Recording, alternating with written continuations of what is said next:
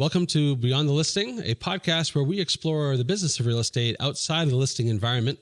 I am your host, Jeremy Madore, and I am joined by Danielle Downs. And this is our opportunity to talk a little bit about our market update, as it were. Mm-hmm.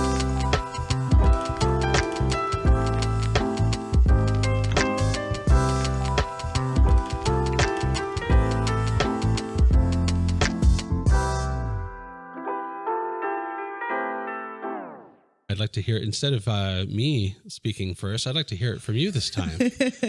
What are your thoughts on what just happened in October? It was crazy. What was it? Busier than June, right? Busier than June. Which, I mean, this is my second or third October. You're at 2.5. Okay. So, yeah. So this would have been my third October. Yep. Yeah. And usually it's crickets come, the second week of October. Yep. And it has been jam-packed nonstop. Yeah, even this week. So we're in the first week of November here. I think we're going to be releasing this in probably 2 weeks. Mm-hmm. So just before Thanksgiving. So our audience will be 2 weeks older than we are right now. And even this week, the first week of November is actually surprisingly busy, which has been fantastic. Yeah, even with today's meeting and people being off the road for the afternoon, it was still a pretty decent week. Yeah, it was a very good week, and last week was bonkers. Yeah. And it's very interesting to see that data trend change dramatically. And I know that I shared amongst our company chat. Actually, I even shared on Facebook. I saw that. Yep, the graph, the squigglies. Yeah, the squigglies. Yes, the roller coaster is what we call it in my house. There was no rhyme or reason to any of that. No. So if you don't know already, our October was alarmingly popular. And I say alarmingly because, just a month ago we were talking about, internally we were talking about, all right, we're going to start winding down for the winter. Yep. October is going to be, the usual. And I suppose maybe we threatened the universe that it was going to be usual. So here we are anticipating a usual November. So we'll see how that goes. But yeah, it was busier volume wise in October than it was in June. Yeah, which that's crazy. It is very abnormal. And so I'll put a chart up on the screen so that maybe we can show that on the video to the audience so they can see that data. We've been tracking the data since 2016 when we converted over to our existing CRM, which is Jobber, and which we're very happy with. By the by. Yes. We're never leaving. So if anybody's looking for a CRM out there that is involved in any door-to-door business operations, that's the way. I actually saw a Jobber commercial on TV. Yeah. I watch like Fox 25 morning news, the app. Yeah. But every morning I see a Jobber commercial. I'm like, wow. It's because they're a big player, honestly. And honestly, it's also probably that they know that you're a user because you've gone to their website, so they probably have a cookie on your phone, which is why the ad might be delivering. Yep. But anyway, nonetheless, the data speaks loudly to a very changing market, and it's full of questions, more questions than answers. Yep. But we're adapting very well. Oh, absolutely. Everybody's loving the hours and getting the work in, and everybody's happy with that. So. Yeah, absolutely. So for a market update, October, fantastic month. Yep. Applause all around. I'd say that preliminary forecasts for November are a more solid November. This is me telling you. This isn't a question so much as it is a statement. So we are looking at most likely a 5 to 10% increase in volume this November versus last, which is a significant change again year over year, based on what we already have on the books for November. Yeah. So I keep forgetting we're already in November. Yeah, right. So it's November 2nd today. Like Thanksgiving is a couple weeks away at this point. So yeah. So speaking of market updates, our guest today, Matt Straight and I were talking about what he sees coming up. Yep. And he had some interesting commentary to share in regards to what he's hearing from national level leadership, as well as what his plans are on adapting to those changes in the coming year to 2 years. All right. So, really had a great conversation, he and I. Yeah, Matt's always seems to be like ahead of the curve. Like he knows what's coming. He's prepared. He does. Mm-hmm. He does seem like that type of individual. For sure. Yeah. So, but yeah, fantastic conversation again, awesome. as always. Yeah, expected. It tracks. Thanks for joining us on this episode of Beyond the Listing. I'm your host, Jeremy Madore, and I'm joined by Matthew Straight Real Estate Solutions at Caldwell Banker Realty.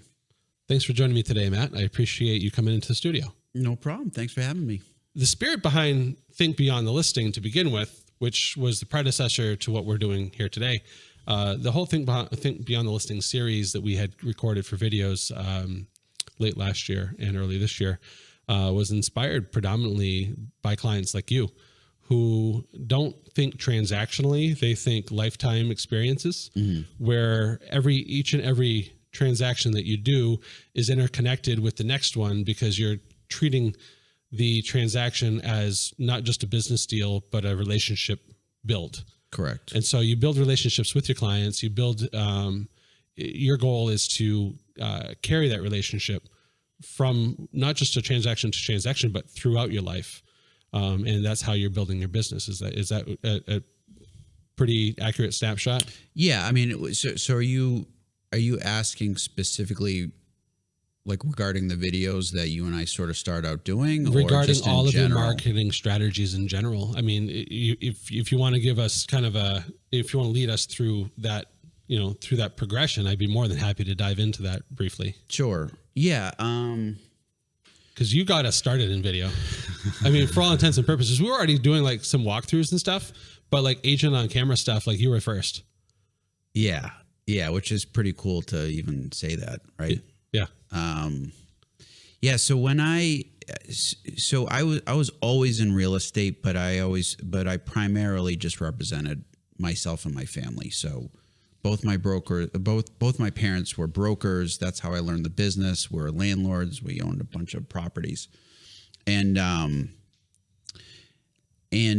one year I was selling, I think it was a 12 family, and my primary focus wasn't on the real estate market, or representing other people. It was on my own business, being a property manager and an investor. And when I looked at MLS, which I didn't look at MLS too often, right? Because I didn't represent anybody else. Sure. You had no need to. Yeah. I was shocked, appalled, by the marketing. Sure. And it was embarrassing. So, especially with multifamilies. I mean, because multifamilies generally, it's tough to get good photos because you're dealing with tenants. And really the tenants don't really want that to transact to begin with. Right. So you're already up, it's an uphill battle there. Right. So you're already dealing with a tremendous amount of obstacles. So I started looking at MLS listings on multifamilies. Then I said, let me look at the single family stuff. Sure. And that was not much better. That was pretty bad as well. So I always say, how long ago was this? This was 9 years? I probably about 10 years ago. 10 years, yeah. okay. So I created Straight Real Estate Solution in 2017. So it was pre that. Yeah. So I always say if I wasn't doing real estate, I'd do marketing because I love it. Like sure. My passion is selling properties, but it's the marketing behind selling the properties. The properties are just the thing. Right. Right. Just like for me, photography is just the thing. Yeah. And not that it's trivial or anything like that. We take it seriously. But key to our success, likewise, is the building of relationships. Yeah. So yeah. Yeah. It's so when I opened Straight Real Estate Solutions, my decision from day one was to have the best marketing. Yep. Which I feel was one of the reasons why I was able to start getting listings right away. Mm-hmm. As you know, being I don't want to say I was a first-time agent or a new agent, but in many ways I was. Sure. Because I didn't have experience representing other people. Okay. So you knew how the transactions went because you were involved in them so frequently, but you were representing generally yourself? Just myself and my family, yeah. So you knew the mechanics of it. Absolutely, but the integration with the family unit outside your family, whether single or investor or whatever the issue was, that was new to you. It was representing other people Yeah. for a living was absolutely new. How was that? Was that daunting? No, it was fun. Okay. Yeah. All right. So I made Do you remember your first outside transaction? Yes. So it was funny. It was a friend of mine. He was selling his home for sale by owner. Okay. So your first transaction was a FSBO. Interesting. All right. And I didn't get the listing, but what I said is, listen, when you sell it, I'll help you purchase a new home. Okay. And we ended up purchasing a new home in Lunenburg. So he sold it FSBO. Yes. All right. So you didn't get that, but you got the purchase side. Correct. Okay. Yeah. So when you start out, you just get all excited just getting any client, right? You're like, woo, I got a buyer. Yeah, right. And it was like a $300,000 sale. It was just, nothing crazy, but it didn't matter because it was one of my first deals and it was exciting. And it's an opportunity to learn. Right? So it just kept rising ever since then. Sure. But definitely the getting back to the marketing, it's I think in general, it's tough to get listings regardless, whether, especially now, because there's no inventory, but even before that, it was because a lot of the top agents, they sort of take over that industry of I'm a top agent, therefore I get all the listings. They can dominate just simply by their track record. Yeah. And actually, if you look at, most companies, in terms of the agents who are getting listings, it's a very small percentage. Percentage-wise, that is absolutely factual. Yeah. That only a few agents get the majority of the listings. It's more egregious than the 80-20 rule. It's more like a 90-10 rule. Yeah, it's for sure. So when I started doing the videos and the professional photography, I mean, I met you at Paul Fontaine's. I didn't even have an office. I was renting an office space. Oh my goodness. Yes. Yeah. Right across the street from South Street. Yeah. Yeah. Wow. So he allowed me to meet there. Oh, Keith was with me on that one. Keith and I went in that. Yeah, that's right. That's when I first met. That's when you first came. I forgot. Yep. I forgot about that. Yeah. And I was honestly like my third or fourth presentation to any real estate brokerage. Yeah. You had all your gear. Yeah. It was cool. Yeah. I was. And I was like, listen, at the time I had, which is mind boggling to me, how I was able to even get agents on my team. I had no idea what I was doing. Sure. Like, why are you, what's going on here? I mean, I think similarly, I think you and I were probably at similar spots in our own business growths. Yeah, absolutely. Where we were at that, we're ready, but we don't know quite how. Right.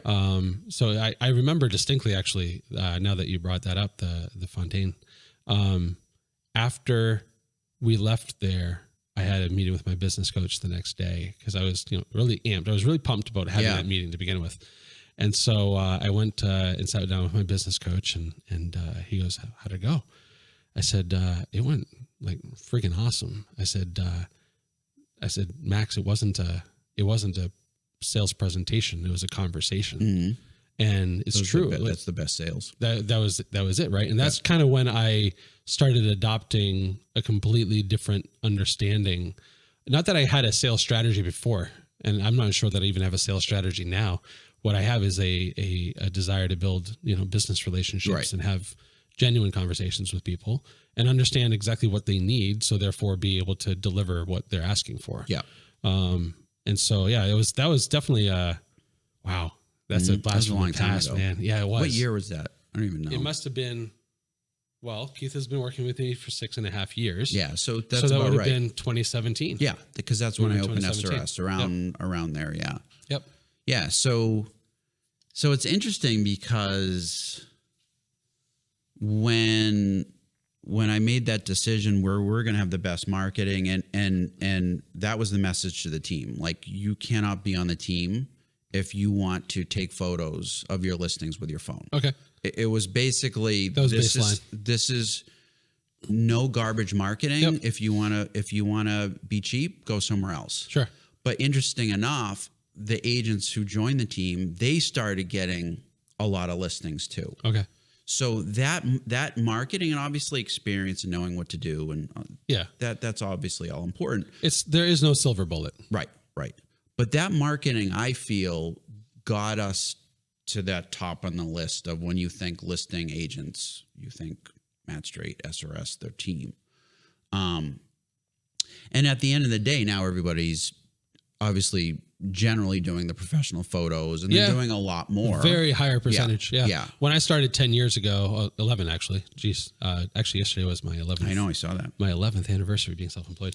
When I started 11 years ago, I had done a very simple, just kind of an off-the-cuff calculation. This was in the Andover, Merrimack Valley market. And only 1/5 of the single-family listings that were on the market were professionally photographed.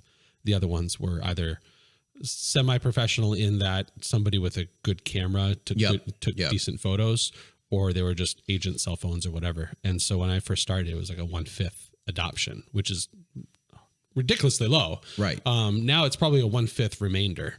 Yeah. So it's a 4/5 adoption-ish is what I would say. So Yeah. It's changed drastically.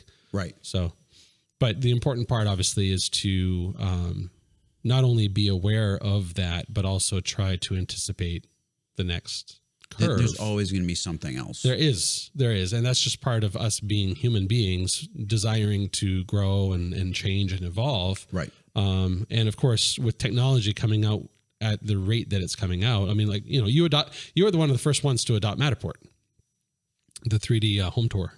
Tell me a little bit about the decision to do that. Yeah. So, and does it overlap, or how does that interplay with video? So my personality, I'm newer satisfied, which is a good thing and a bad thing, because I'm never content. So we're doing the video, and then I saw the Matterport, and I'm not, most people may think this is unusual because we use a lot of technology. I'm not a tech savvy guy at all. Ask my wife. Interesting. I'm absolutely not. So I'm just not. That's surprising, but refreshing to hear. Yeah. I'm horrible. So and I don't know how I saw the Matterport thing, but I'm like, I'm getting that. Okay. And at the time it was like $3,000. Wasn't it? It was expensive. It's still about the same price, but obviously with inflation, it's actually reduced. So I'm like, I'm doing it. Yeah. So I bought that. And again, it was one more when I went for a listing presentation, and I was offering professional photos, video, and then Matterport, and then my competition was offering neither of those. Yeah. It was easy for the seller to say yes, right? So what I like about Matterport is I'm able to sell a lot of homes when the buyer is like traveling from out of town. Yep. And a lot of, especially now, sight unseen offers are very common. Yep. And the buyers are willing to say yes more aggressively when you have Matterport. Yep. With a sight unseen offer. I agree. Our own personal record. I mean, obviously it's not us who listed the property, but to our knowledge, our fastest transacting property was in Winchendon. We had done a Matterport for the agent up there. And it sold in an hour after hitting the market off of the Matterport tour from an out-of-state buyer. Yeah. In an hour. Yeah. Like that's insane to even think that, a technology like that could be so immersive to the point where people trust what they're seeing to such a degree to do a sight unseen. Of course, I'm sure there was probably conditions on the offer, et cetera, but I mean, an hour. Yeah. And the thing, like Monday, I just had a closing, my Lancaster property, and that buyer was from California. Never saw the property. The family did, but she made a cash offer well above asking, and they moved in this week. Man. So like I have countless stories of multifamilies. I always do Matterport if I can. Sometimes the tenant doesn't allow it. Of course, but always they're super hard to get into. Yes. And so it's hard enough to get into there once, let alone multiple times to have walkthroughs. Yeah. So if you're like, obviously there's agents going to be listening and watching. If you're a listing agent, and you're selling multifamilies, you absolutely should do Madore, because what I find is tenants initially, and in my lifetime, I've probably rented to 1,000 tenants. So like I'm very familiar with tenants. What I find is initially they'll let you in to take photos. Yeah. And then over time, they just say, I've had it. Yeah. I've had it with people coming in. Sure. They're not invested. So why would they allow people to come into their apartments? It's a super inconvenient thing. And they know that they can say no, and nobody can do anything. They have right of refusal. Yeah. So to get that first yes might be your only yes. Exactly. Okay. I like that thought process. Yeah. So if you're selling a multifamily, you absolutely should do 3D for a couple of reasons. For that reason, and if it's like a 12 family, most of the time when you're showing a 12 family, you're not showing all 12 apartments. You show one or two. Sure. If you're interested, come back. If you get 3D on the majority of the apartments, most investors are fine making an offer with the 3D. Just because it's not an emotional transaction. It's, do the numbers make sense? Yes or no? They'll look at the common areas, they'll look at roofs, stuff like that. So I always do 3D. And what I tell the tenants is, Mr. Tenant, Mr. or Mrs. Tenant, you want us to do 3D because it's less people going through your apartment. Right. So I sell it as well, saying this is in your best interest. Got it. Because we don't want the nosy neighbors. We don't want the tire kickers. Yeah. We're going to reduce the amount of people coming in. And generally they're like, that makes sense. Cool. Come on in. Sure. Use it as, so it becomes a little bit of a bargaining chip. Absolutely. It's like, look, you let me in once and I can guarantee that because of this technology, you're going to get less traffic through. Yeah. And then what I'll do is when I am showing the property, let's say if there's one empty apartment or the common areas, I have my iPad with me. Okay. And they'll ask, well, what does that apartment look like? Well, I can't get you into that right now, but here's what it looks like. I see. So you always bring your iPad with you when you're doing the showing. Nice. So that's a nice fail-safe backup. I'm going to use. Today I'm showing an in-law apartment that's rented. Yep. And I'm not going to show the apartment. I'm going to show the main area, but I'm going to have my iPad with me. I'm going to say, this is what the apartment looks like. Got it. If you're interested, come back and we'll show. Because you just don't want to inconvenience the tenants. Yeah, especially like you got to be sensitive to it. The listing agent has a lot more skin in the game. Yeah. A buyer's agent has, not right. Same. So they're gonna want to absolutely get into every apartment. Sure. My trout. Right, but they're there only once. Exactly. Yeah. Yeah. So it's no skin off their back. Yeah. Yeah. All right. That makes sense. So Madore, absolutely love it. It's one of the best investments I made for sure. Fantastic. But it's one other thing on the list that I say these are the things I provide. Sure. And it's easy for me because I own the camera. So it's Yep. Interesting enough, there are agents that I've talked to that don't like offering Madore because it provides too much information. Yep. That's the common feedback. And their concern is if an unrepresented buyer comes in that doesn't like the listing, they could potentially pick up that buyer as a client, right? Okay, fine. I mean, I feel like that's probably really diminishing returns at that point. The likelihood of that, I'd like to see some statistics on that.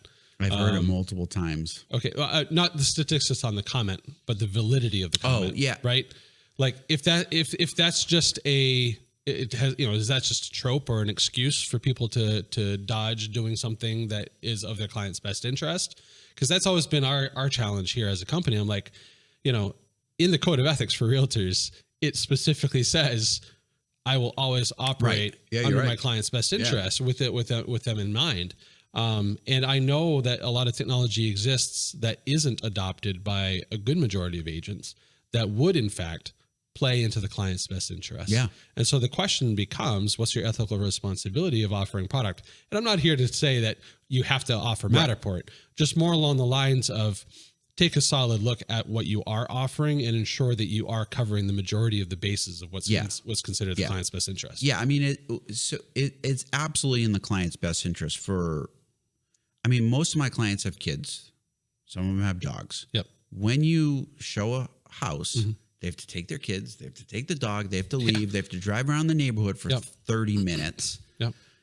Why do that for a buyer who who's not interested in your property. Yeah. Right. Yeah. The interesting thing is every listing that I have always says buyers are encouraged to view 3D video before making an appointment. Yeah. Do you think half them do that? No, probably not. They don't. In fact, the buyer's agent, you would think that the buyer's agent would want to send them the video, and they don't. Yeah. It's astonishing. Or sometimes agents will be like, "Where's the video?" I'm like, right there. Look at the MLS listing, go to the V, and you're good to go. Sure. They're not aware of it. It's sure. kind of interesting, but it's in the buyer's agent's best interest. Why would they want to waste a trip or gas? Yep. Like, it just makes sense. It makes sense for all parties. It does. I would agree. And particularly with the Matterport, I think the video, it depends on the intent of the video. I mean, obviously with your walkthrough videos, we do that hybrid model, right, where we have you on camera. But we also do the MLS model as part of that package. So you get to see both. And so the agent can easily screen out to make sure that, only the listing specific video is being utilized. Right. So there's not marketing you. And so that's an important tool, because the way that we capture video, and this, is that we use the video to highlight the awesome features of the property. And sometimes video has a propensity of avoiding the less pleasant areas because you can curate it. Well, right. Yeah. Right. But that's where Matterport shines. Right. Right. So there's no special filters. You can't hide. No. Right. And so I always get a kick out of people who are like, oh, well, we're just going to keep that door over there shut. And I'm like, well, that's fine. But like when you look at the dollhouse model on Matterport, you're going to be like, there's a hole right there. What's going on? Yeah. And it's not just a closet size. It's like a whole bedroom or whatever it might be. So that's always a challenge. But because you can't hide from Matterport, it's actually the best tool for honest marketing. Right. So tell me a little bit. Let's kind of give a hard swerve here. Talk a little bit about your family life. I know that, you're married, you have 2 kids, Avery and Levi. They're growing like weeds, man. Yep. Most kids do. Yeah. Oh my goodness. Yes. My goodness. Yes. Yeah. I have a 6-year-old son and a 10-year-old daughter who seems to be going on like 13. Yep. And it doesn't slow down. It doesn't slow down. For us, our biggest change is my wife graduated with a degree. She's a nurse practitioner. She started her full-time job 3 weeks ago. And so now I have to cook, and there's things I wasn't used to doing. And how is Hannah taking that? So I don't know how to boil water. So I'm learning. So you're not tech savvy or kitchen savvy is what you're telling me. I don't know why she married me. So for me personally, it's I'm trying to adapt. Okay. So bringing the kids in the morning, getting dinner ready for the whole family.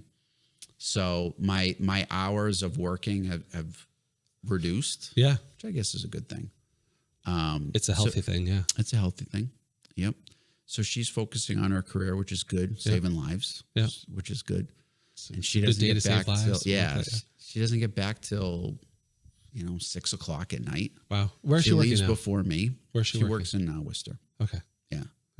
So she's like, this businesswoman leaving before me and coming home after me. It's is she working a flex schedule, or is it 5 days? 9 to 5. 9 to 5. Yeah, okay, 9 to 5. That's good. At least there's some no there. weekends, no holidays. Yep. The benefits of being a nurse practitioner is you don't have the crazy schedule. She works for a family doctor. So okay. Yeah. That's awesome. Yeah. That's a huge upgrade for you guys, I'm guessing. As far as the schedule of reliability. Yeah, versus working at like a hospital. She used to work in the ER in Leominster, and that, God bless ER nurses because they're underpaid and they work in a very tough environment. Yep. So she left the ER when COVID happened, and then went back to school. Yeah. Which I said, listen, the real estate business is doing great. Just go back to school. Now's a good time. Yeah, it's a perfect time. Yeah. So in terms of the family, we're doing good. We're now all like working crazy hours. It's, it is what it is. Yeah. Life's about seasons. I was just going to say that word. Yep. I agree with you. And, it's amazing when we look back on our seasons that have passed us. the knowledge that we can choose to glean from that, not just the lessons, but also the, the advantages that we've accumulated. But it's hard sometimes, obviously, filtering out, the good from the bad, or sometimes you actually have to, keep the bad just so that you can truly learn from it and stuff. But it's interesting. For me, I have to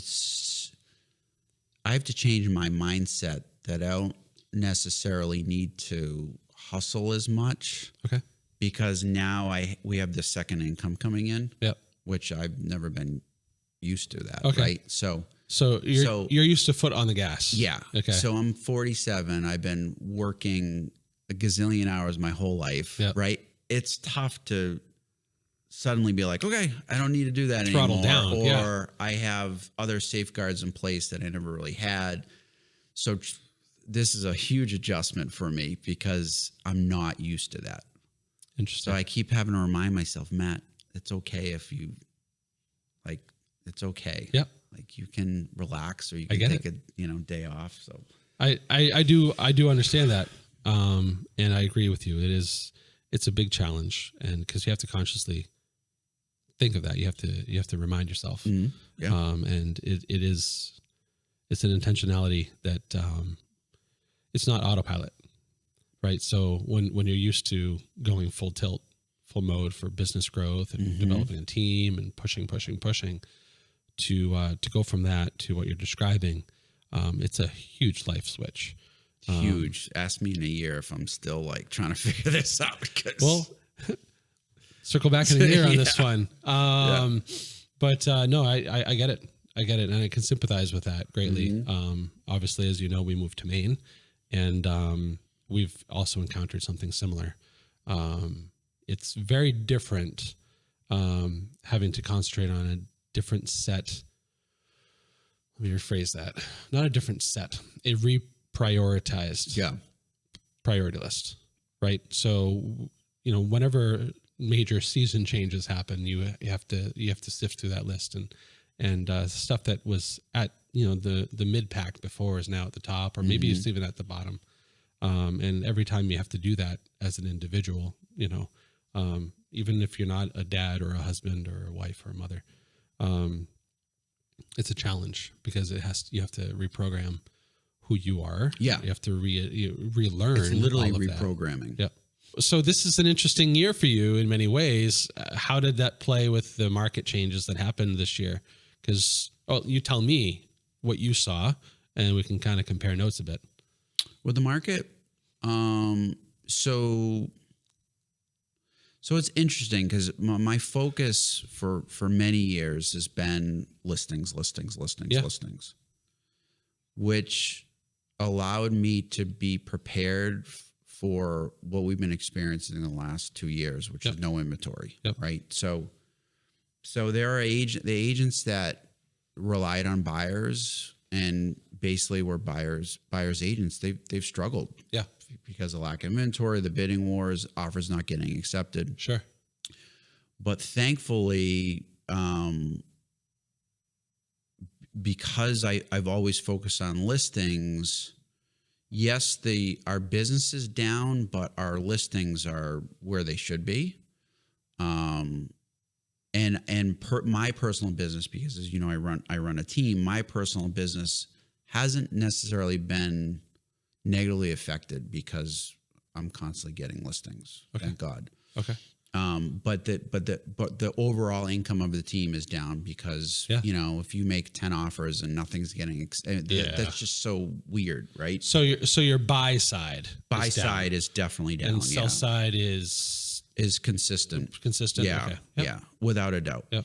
So I think everybody's down about 30% if the last I saw, and that's I think primarily the buy side, but sell side too, because you have, if nobody wants to list their home, everybody's, chasing for the same rabbit, right? Yep. So, it's a drought. Yeah. So in terms of the business, for me, it was a big change this year because I switched over to Coldwell Banker. So that's trying to figure that out, trying to figure out their systems. Sure. Everything this year was a huge year for me. Was it a good year to have done that? Yes. Good. Yeah. I'm glad to hear you. To hear you say that. Yeah. Yeah. For just a bunch of reasons. Like my goal is to ultimately grow the team to where eventually I'm not on the front lines practicing. I'm just pouring into the agents and teaching them. Yep. Which that in itself is probably a different discussion because we could talk an hour of we'll have you back of pouring into a team versus working on your own business. Now I know they go hand in hand. Like obviously they really do. When the team sells, I'm positively affected by that. But that being said, I'm still a practicing broker / team lead. Yep. And I don't just hand everything off. Sure. So it was I think it was good timing in the sense that I'm able to offer more to agents versus as an independent broker, I could only do so much, right? That's good. And I'm not the only one teaching. Now there's systems. There's a bunch of people. There's resources teaching. that you didn't have before. Every week there's training. And that's awesome. Different things. And you don't have to lead it all.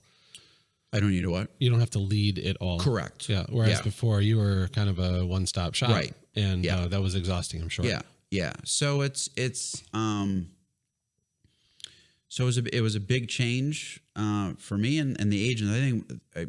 I think primarily predominantly the agents absolutely saw value in it. Like a lot of the agents that switched over their business grew. Yeah. So far so good. Good.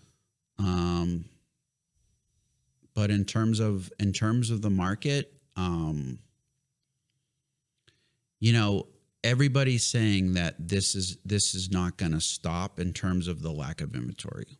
I just went to a Tom Ferry event. What was it last week? And they were talking about national statistics, and they're saying that the inventory is still going to be low, and we're going to experience this for a few more years. And despite the interest rates, people are still going to buy. Yeah, and they're saying expect this next year for sure. Whether that's true or not, I don't know. Yeah, well, whatever happens, we'll adapt because that's who we are as humans, right? And business owners need to recognize that, and we play a role in it, not just us as a business, but we as in humans, and ensuring that the people that we help funnel business to /employ /guide, I guess, it's a hybrid, right?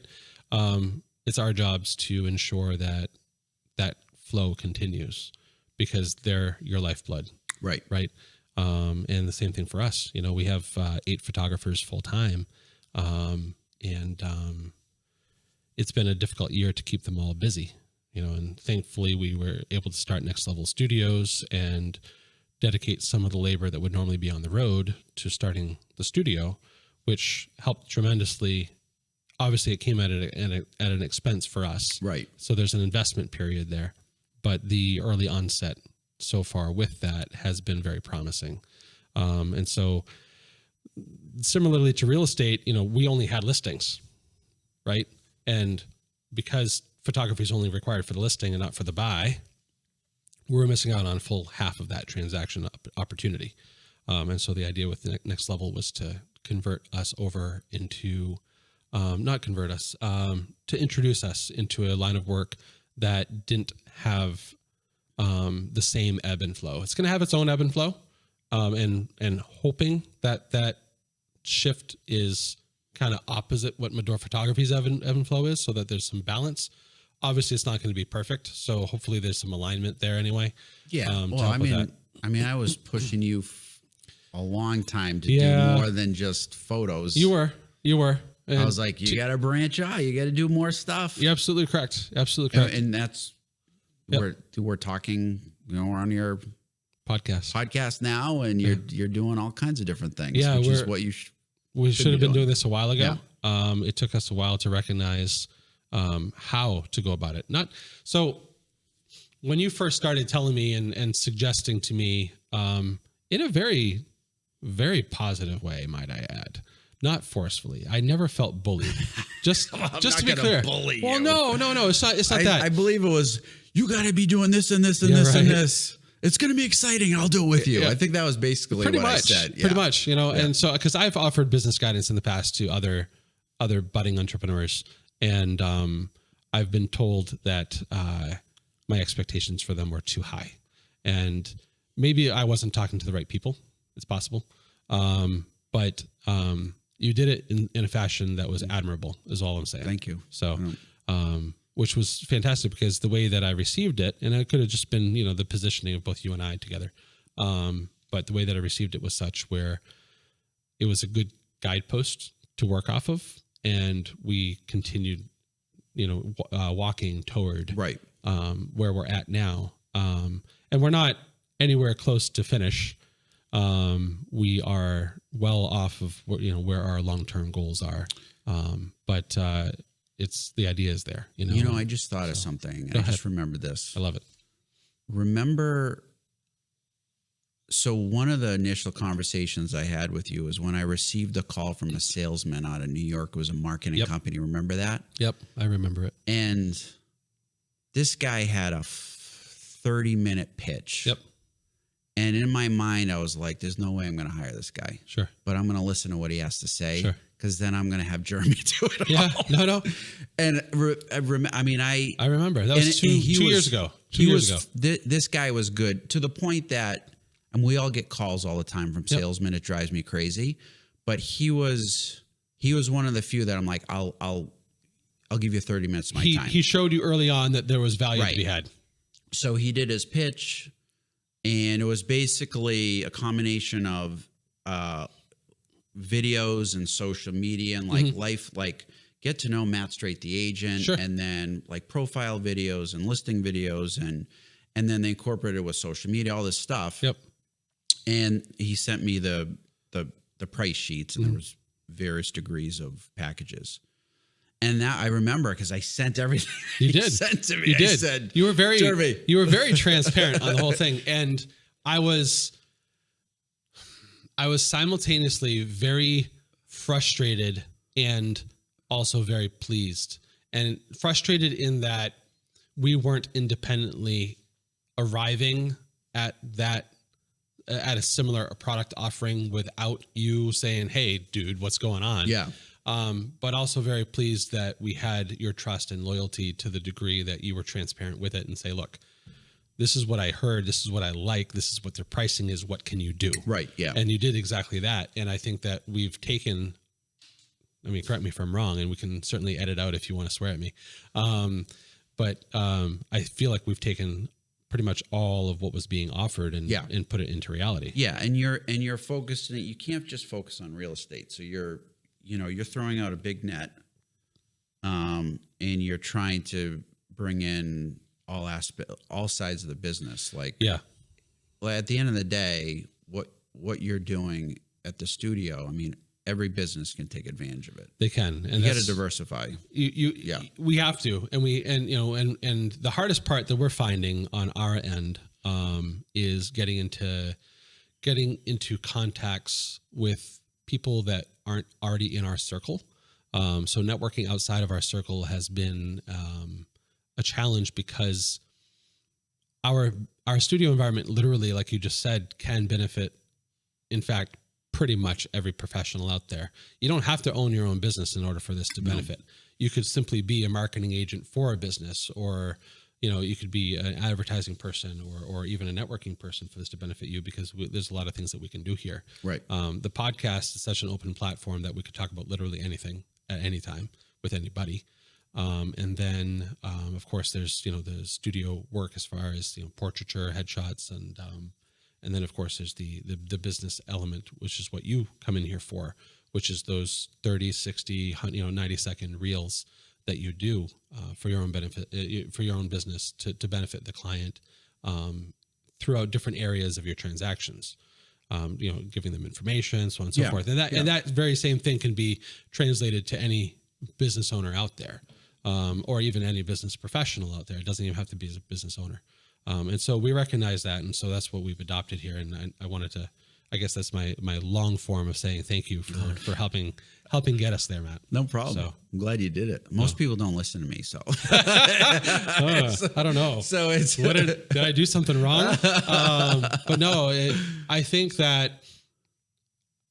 any idea, any conversation that encourages growth and adaptation is a positive conversation.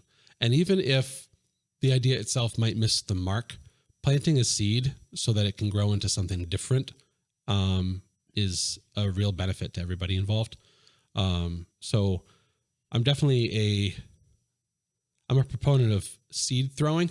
Yeah, absolutely. And I think that giving other people the starting point to work off of is sometimes all a lot of people need in order to get their journey ongoing, you know? Yeah. And like, I mean, it's in real estate that the top agents that I network with, you know, they're constantly going to trainings, and they're, you know, agents that selling 80, 100 homes a year, they're constantly going to trainings, and they're constantly learning. And, and you think, like, if you're a new agent, you may think, oh, they have this wrapped up. Sure.